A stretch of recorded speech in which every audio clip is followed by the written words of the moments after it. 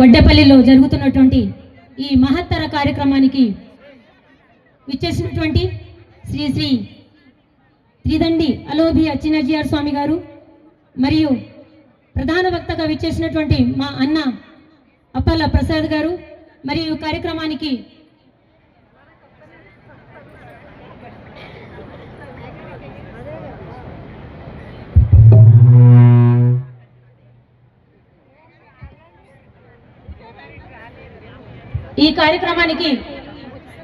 అధ్యక్షత వహిస్తున్నటువంటి అన్నలకి అక్కయ్యలకి మరియు కాకతీయులకే తలమానికంగా వాళ్ళ కట్టడాలకి పునాది వేసినటువంటి ఆ పేరు మీద వచ్చేసినటువంటి పేరునే వడ్డేపల్లి.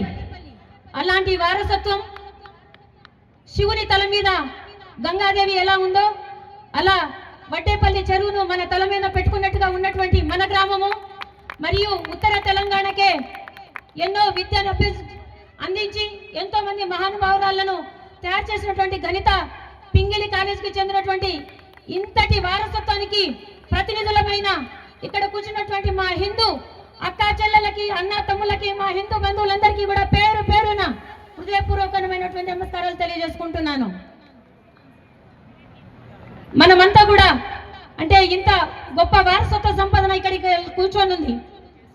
ఏదైనా ఒక దేశం ప్రాంతం ఏదో ఒకటి అభివృద్ధి చెందాలి అని అంటే మనల్ని మనం కొన్ని స్వశస్త్రం చేసుకోవాల్సి ఉంటుంది. పెద్దలు చెప్తారు, ఎన్నో రకాలుగా ఎన్నో విధాలుగా మనకు మార్గనిర్దేశనం చేస్తూ ఉంటారు. దానిలో భాగంగా సామాజిక సమరసత త్రేతాయుగం నుంచి మొదలు పెట్టుకుంటే ప్రస్తుతం మనం ఉన్నటువంటి కలియుగం వరకు కూడా త్రేతాయుగంలో శ్రీరామచంద్రుడు గంగా నదిని దాటే క్రమంలో గుహుడు సహాయం చేస్తే తను ఉండడానికి ఆశ్రయం ఇస్తే అక్కడే ఎండుగట్టి మీద పడుకొని తెల్లారి నది దాటడానికి సహాయం చేసినటువంటి గుహుణ్ణి ఆలింగనం చేసుకొని తన జీవితాన్ని పావనం చేసినటువంటి ఘనత అది మన ధర్మానికి దక్కింది. ఆ శ్రీరామచంద్ర ప్రభువు ఆ కాలంలోనే చూపించాడు. ఆ తర్వాత తన గమనంలో జటాయువు వీర మరణం చెందితే ఒక పక్షికి కూడా ధర్మబద్ధమైనటువంటి దహన సంస్కారాలు చేసినటువంటి మహానుభావుడు శ్రీరామచంద్ర ప్రభు. తన ఆకలిని తీర్చడానికి దారి మధ్యలో కలిసినటువంటి శబరిమాత ఇచ్చినటువంటి పండ్లను నా స్వామికి పుచ్చు పండ్లు పోతాయో పుల్లటి పండ్లు పోతాయో ఎలాంటి పళ్ళు పోతాయో అని చెప్పేసి రుచి చేసి తర్వాత ఇచ్చినటువంటి పళ్ళను ఎంగిలి పళ్ళుగా భావించకుండా తను ఎవరని కూడా భావించకుండా భక్తిని మాత్రమే చూసి ఎలాంటి భావాన్ని కూడా చూడకుండా తిన్నటువంటి మహానుభావుడు మన శ్రీరామచంద్ర ప్రభు. ఆ తర్వాత ఇంకొంచెం ఒక అడుగు తర్వాతకి వస్తే ద్వాపర యుగం. పేదవాడైనటువంటి స్నేహితుడు చిన్నప్పుడు కలిసి చదువుకున్నారు. కాలక్రమేణా పెద్దవాళ్ళయి ఒక ద్వారక నగరానికి తను రాజు అయితే కుచేలుడు మాత్రం పేదరికంలో ఉన్నాడు. కానీ నా స్నేహితుని దగ్గరికి పోతే నన్ను చూడకపోతాడు అని చెప్పి తన ద్వార మార్గానికి చేరిన కుచేలుని సవినయంగా సగౌరవంగా ఆహ్వానించి ఆ లింగనం చేసుకొని సకల సంపదలు ఐశ్వర్యాలు అందించినటువంటి మహానుభావుడు శ్రీకృష్ణుడు. అదే కలియుగానికి వస్తే మహానుభావుడు హతిరామ్ మహారాజ్ పరమ భక్తుడు వెంకటేశ్వర స్వామికి రోజు భక్తుల మన్ననల కోసం భక్తులను తృప్తిపరచడం కోసం భక్తులను సంతోషపెట్టడం కోసం స్వతహాగా మహానవేశంలో శ్రీ వెంకటేశ్వర స్వామి హతిరామ్ మహారాజ్తో వచ్చి రోజు చదరంగం ఆడేవారు. ఒకానొక సందర్భంలో భక్తుల చేతిలో ఓడిపోతే కూడా ఆనందం కలుగుతుంది స్వాములకి దేవుళ్ళకి. త్రేతాయుగం ద్వాపర యుగం కలియుగం ఇలాంటి అన్ని యుగాలలో దేవుళ్ళే సామాన్య మానవులుగా అవతారాలు ఎత్తి కులాలు లేవు ఏవు లేవు మనమంతా ఒకటే అని చెప్పేసి చాటి చెప్పినటువంటి సంస్కృతి ధర్మం అట్లాంటి సనాతన ధర్మానికి వారసులం మనమంతా. మరి మన ఇన్ని యుగాలలో మనకే సామాజిక సమర్థన చాటి చెప్పేసినటువంటి మహానుభావుల వారసత్వమైన మనమంతా కూడా ఇంకెంతటి సామాజిక సమర్థతను మనం చాటాల్సిన అవసరం ఉంది. ఒక్కసారి ఈ చేయిని చూడండి, విడిగా చూస్తే ఏమైనా అర్థం ఉందా? అదే కలిపి చూస్తే అభయహస్తం. నేను ఇచ్చేవాడిని, నేను ఇచ్చేదాన్ని నా అమ్మవారికైనా అయ్యవార్లకైనా అభయహస్తం ఉంటుంది. అదే కలిపి చూస్తే చూసినావా బిడ్డ ఈ శక్తి ఒక ధైర్యానికి గుర్తుగా ఉంటుంది. అదే రెండు చేతులు ఒక చప్పట్లు ఇస్తే ఎవరైనా మంచిగా మాట్లాడినా, మంచిగా నృత్యం చేసినా, మంచి పని చేసినా ప్రశంసకి గుర్తుగా చేస్తాము. దేవుళ్ళకి, పెద్దవాళ్ళకి రెండు చేతులు జోడించి నమస్కరిస్తాము. విడిగా ఉంటే వేరే వేరే కులాల్లాగా అయిపోతాయి, ఏమీ అర్థం ఉండదు. కానీ దగ్గర అయితే అభయహస్తం అవుతుంది, ధైర్యం అవుతుంది, ప్రశంస అవుతుంది, సంస్కారంతో కూడుకున్న నమస్కారం అవుతుంది. కాబట్టి మన సమాజం అంతా కూడా ఇలా విడివిడిగా కాకుండా ఇలా ఇలా ఇలా ఇలా ఈ రకంగా ఉంటేనే హిందూ ధర్మ సమాజం అనేది కూడా, సనాతన ధర్మం అనేది కూడా సామాజిక సమరసతతోని 4 కాలాల పాటు 4 తరాల పాటు వెలసిల్లుతుందని చెప్పేసి కూడా ఈ సభాముఖంగా మీ అందరికీ కూడా సవినయంగా విన్నవించుకుంటున్నాను. ఇంకొక అడుగు ముందుకేస్తే పర్యావరణం. మనమందరం కూడా పంచభూతాలను దేవునిగా భావిస్తాము. వాయుదేవుడు, నీటిని దేవుడు, అగ్ని దేవుడు, భూమిని భూమాత, అగ్ని పైన ఆకాశాన్ని కూడా దేవుడు అని చెప్పేసి, అంటే అందరినీ కూడా మనము దేవతలుగా భావించినప్పుడు మరి ఆ దేవుళ్ళను, ఆ దేవతలకు ప్రతిరూపాలైన పంచభూతాలను కాపాడుకోవాల్సిన బాధ్యత కూడా మన పైనే ఉంది. చిన్న విషయం దాంట్లో, ఒకనొక రోజు ఒక రాజ్యంలో తెల్లవారితో ఒక యాగం చేయాల్సిన పరిస్థితి ఏర్పడిందట. మన వడ్డేపల్లి లాంటి గ్రామం ఇలానే సమ్మేళనం.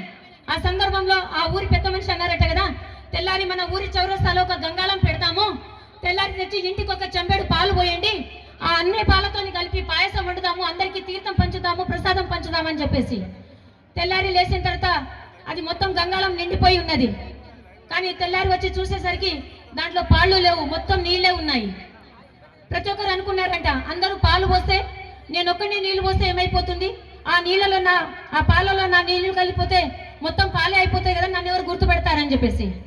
మరి మనం కూడా అందరం కూడా పర్యావరణాన్ని ఎవరో ఒకరు కాపాడితే సరిపోదా, నాదేమైతుంది అని ఎవరో ఒకరు అనుకున్నా కూడా అదే రాజశాస్త్రం, అదే నీటి శాస్త్రం, పాల శాస్త్రం అయిపోతుంది. కాబట్టి పర్యావరణాన్ని కాపాడాల్సిన బాధ్యత కూడా ఎంతైనా మనం అందరి మీద ఉందని చెప్పేసి మరి ఒక్కసారి సవినయంగా మీ అందరికీ కూడా విన్నవించుకుంటున్నాను.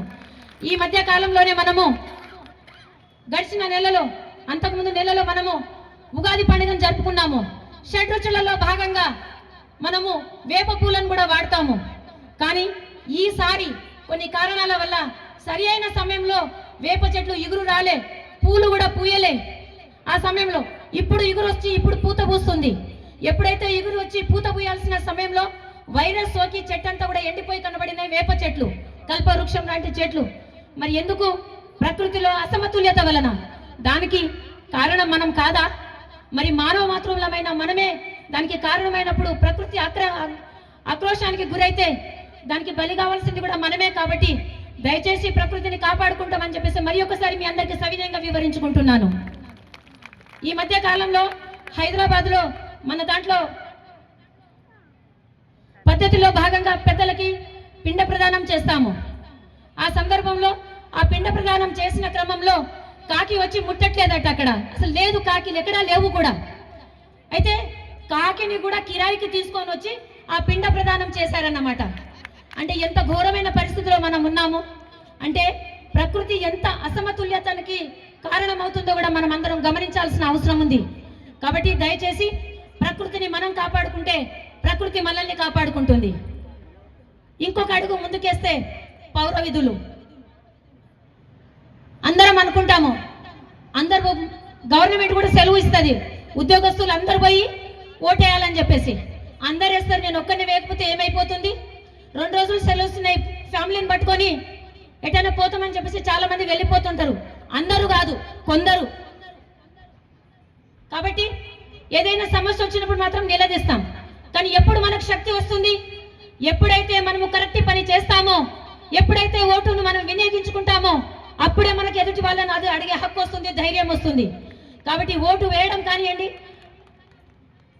ట్రాఫిక్ సిగ్నల్స్ దాటే క్రమం కానివ్వండి, అవతల వాళ్ళు ఎవరు లేరు కదా అని చెప్పేసి ఒక పెద్దవాళ్ళు కనుక రోడ్డు దాటితే తర్వాతి జనరేషన్ వాళ్ళు నువ్వు దాటినప్పుడు చూస్తే మనం ఏం వారసత్వం ఇస్తున్నట్టు మన పిల్లలకి. మా తాతనో, మా నాన్ననో, మా పెదనాన్ననో సిగ్నల్ దాటగా లేని పొరపాటు నేను దాటితేనే తప్పైపోతుందని చెప్పేసి పిల్లలు అనుకునే ప్రమాదం ఉంది. కాబట్టి దయచేసి మంచి వారసత్వాన్ని మన పిల్లలకి ఇద్దాము. చిన్న చిన్న పనులే. కానీ రాబోయే సమాజం కూడా ఆరోగ్యకరమైన సమాజం కావాలి అని అంటే పర్యావరణాన్ని కాపాడుకోవాల్సిన బాధ్యత మన మీద ఉంది. చిన్న చిన్న పిల్లలు ప్రతి 10 మందిలో 2 క్యాన్సర్ గురికి అవుతున్నారు అని అంటే ప్లాస్టిక్ వినియోగము ఎంత భయంకరంగా మన మధ్యలో చేరిపోయిందో మనమందరం ఆలోచించుకోవచ్చు. ఇవన్నీ విషయాలు మీకు తెలియని కావు, ప్రతి ఒక్కటి కూడా తెలిసే. పండితుడేనట, కానీ ప్రమాదం ఏదో తన వరకు వచ్చే వరకు తన పాండిత్యం తనకు పని చేయదని అంటారు. కాబట్టి కేవలం మిమ్మల్ని గుర్తు చేస్తున్నాను మాత్రమే. ఇంకొక అడుగు ముందుకేస్తే స్వదేశీ, ఇక దీని గురించి మన దేశము ప్రపంచం మొత్తం దేశాలకి కూడా భారతదేశమే మంచి ఉదాహరణ అని చెప్పుకోవడానికి, దానికి వారసులుగా ఇక్కడ ఉన్న మనమందరం కూడా ఎంతో గర్వపడాల్సిన అవసరం ఉంది. అంతటి ప్రత్యేకత స్థానం కలిగి ఉన్నటి దేశం మన భారతదేశం. స్వదేశీ అనగానే మొట్టమొదటిగా 2 ముచ్చట్లు గుర్తుకొస్తాయి: కట్టు, బొట్టు, జుట్టు. కట్టుకునే చీర, 25,000 రూపాయల చీర కట్టుకున్నాం అనేది ముఖ్యం కాదు. 25 రూపాయల చీర కట్టుకున్నా కూడా అంతటి సౌభాగ్యం కలిగించే అందం కేవలం భారతీయ స్త్రీలకు మాత్రమే ఉందని చెప్పేసి కూడా ఈ సభాముఖంగా కూడా మీ అందరికీ తెలియపరచుకుంటున్నాను. ఝాన్సీ రాణి కేవలం 23 సంవత్సరాల వయసులోనే పసి కందును వీపుపై వేసుకొని, మడి కట్టుకొని, చీర కట్టుకొని ఆంగ్లేయులందరినీ కూడా గడగడలాడించింది. అప్పుడు అడ్డం రాని చీర మరి ఇప్పుడు ఎందుకు అడ్డమవుతుంది మనకందరికీ? అప్పుడు అందరం కూడా ఏదైనా బట్టలు టైట్ అయితే కుట్లిప్పుకునే వాళ్ళము, చిన్నగా చినిగితే కుట్లేయించుకునే వాళ్ళము. కానీ పని కట్టుకొని చినిగిన బట్టలు వేసుకునే దుస్థితికి దిగజారిపోయింది ఇప్పుడు ప్రస్తుత పరిస్థితి. ఆడదాని శరీరం అంటే అమ్మోరు శరీరంతో సమానం. ఆడది అంటే ఆడి శక్తి పరాశక్తితో సమానం. మన శరీరం అంతా కూడా అంతటి అమ్మోరు శక్తితో విలువైనది. అట్లాంటి శరీరాన్ని ఎంతో పదిలంగా కాపాడుకోవాలి. అది మన చీరకున్నటువంటి గొప్పతనం. ఒకనొక సందర్భంలోనట ఔరంగజేబు చెల్లెలు ఆమె సహారా ఏం చేసిందటంటే, మన చేనేత కార్మికులు అగ్గిపెట్టెలో పట్టేటువంటి చీరను తయారు చేశారు ఆంగ్లేయులు ఉన్నప్పుడే. ఆ చీరను కట్టుకోవాలన్న కోరిక తనకు పుట్టిందట. కానీ ఆ చీర కట్టుకుంటే ఎట్లా ఉంటుందని చెప్పేసి వాళ్ళది అసలే వేరే వేరే సంస్కారాలు కదా, కాబట్టి చెప్పేసి భయపడిపోయిందట.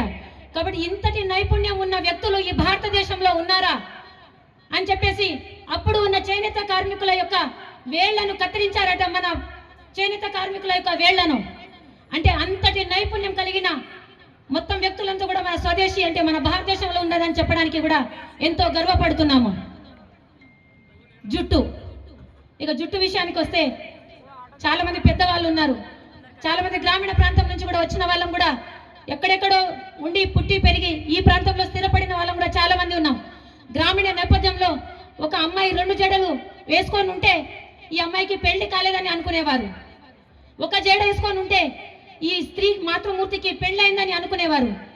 ఒక మాతృమూర్తి కొప్పు కట్టుకొని ఉంటే ఈమెకి పెళ్ళైంది, పిల్లలు ఇప్పుడు మనవరాలు పుట్టారు అని చెప్పేసి అనుకునే నానుడి ఉండేది ఒకప్పుడు. కానీ ఇప్పుడు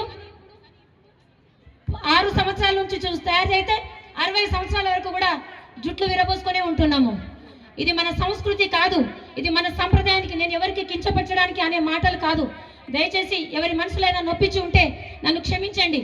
ఎందుకనంటే ఎక్కడైనా ఒక చిన్న వెంట్రుక ఇంట్లో పడినా ఆ వెంట్రుక మన పురుషుడు తినే, మన జీవిత భాగస్వామి తినే, మన కడుపులో పుట్టిన కొడుకు తినే ఆహారంలోనో ఎక్కడో కాడ ఆ వెంట్రుక చేరితే అది మన ఇంటికి కానీ ఆహారం పెట్టిన ఆ మాతృమూర్తికి కూడా అసలు మంచిది కాదు. ఇక బొట్టు, చాలా మంది ఈ మధ్య ఒకప్పుడైతే మొత్తం తిలకం దిద్దుకుంటే పావుల బిల్లంతా, ఆటన బిల్లంతా, రూపాయి బిల్లంతా అని మాట్లాడుకునేవారు. కానీ ఇప్పుడు మైక్రోస్కోప్ పెట్టి చూసినా కూడా పెట్టిల్లా పెట్టలేదని కూడా అర్థం కావడం లేదు. అలాంటి పరిస్థితికి వచ్చేసినాం. మనం శ్వాసించే మన ఈ నాడి, ఇడహ నాడి, పింగళ నాడి, మధ్యలో సుషుమ్నా నాడి కనబడకుండా ఉంటుంది. ఆ నాడి ఇక్కడ నుంచి మనకుండి సహస్రార రంధ్రం వరకు ఉంటుంది. కాబట్టి దాని చల్లదనం కోసమే మనం తిలకం ధారణ చేస్తాము. అంతటి ప్రాచుర్యం మన బొట్టుకుంది. ఒకనొక సందర్భంలో సీతమ్మ వారు లక్ష్మీ స్థానమైన మన పాపిటలో బొట్టు పెట్టుకుంటుందట.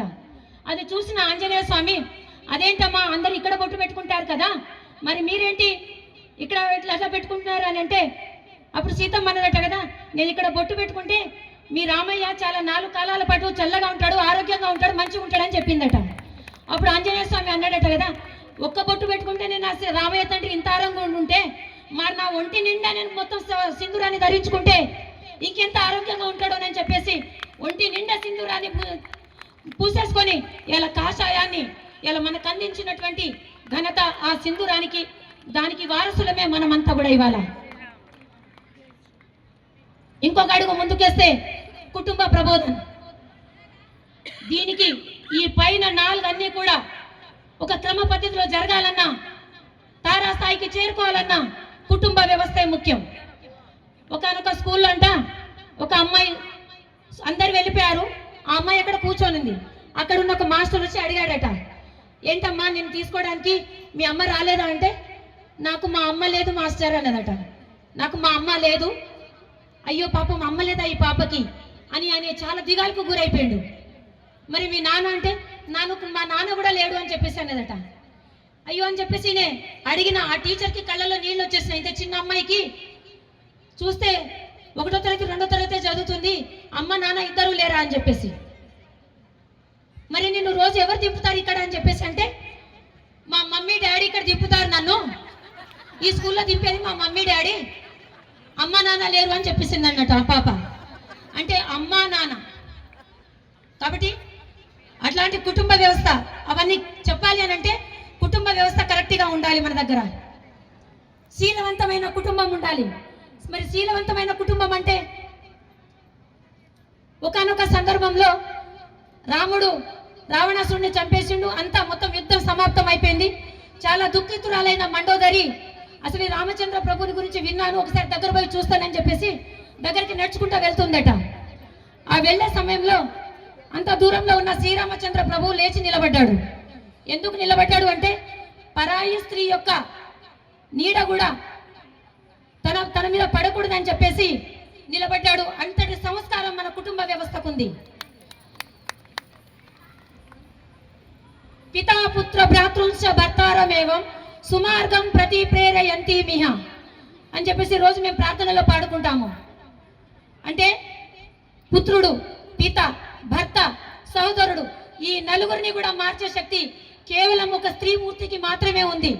రేపు ఆరోగ్యకరమైన సమాజం చేరాలన్నా, 4 కాలాల పాటు సనాతన ధర్మం వర్ధిల్లాలన్నా దానికి మూల కారణము కుటుంబమే. కాబట్టి ఆ కుటుంబాన్ని కాపాడాల్సిన బాధ్యత మన మాతృమూర్తికే. కాబట్టి మాతృమూర్తులందరం కూడా కుటుంబాన్ని మంచిగా కాపాడుకొని రాబోయే హిందూ ధర్మం అంతా కూడా ఆరోగ్యకరమైన హిందూ ధర్మాన్ని వారికి అప్పచెప్తామని మీ అందరికీ సవినయంగా విన్నవించుకుంటూ, ఈ మాటలు నాకు మాట్లాడడానికి, నేను మాట్లాడిన మాటలు మీరు శ్రవణం చేసినందుకు 4 కాలాల పాటు మనం అందరం కూడా కలిసి మన ధర్మ పరిరక్షణ కోసం పనిచేద్దామని మరి ఒకసారి ఆశాభావాన్ని తెలియపరచుకుంటూ, మీ అందరికీ కూడా మనసా వాచ కర్మేణ త్రికరణ శుద్ధిగా ధన్యవాదాలు తెలియజేసుకుంటూ, జై హింద్, జై భారత్, భారత్ మాతా కీ ఇదే నా వడ్డపల్లి శక్తి.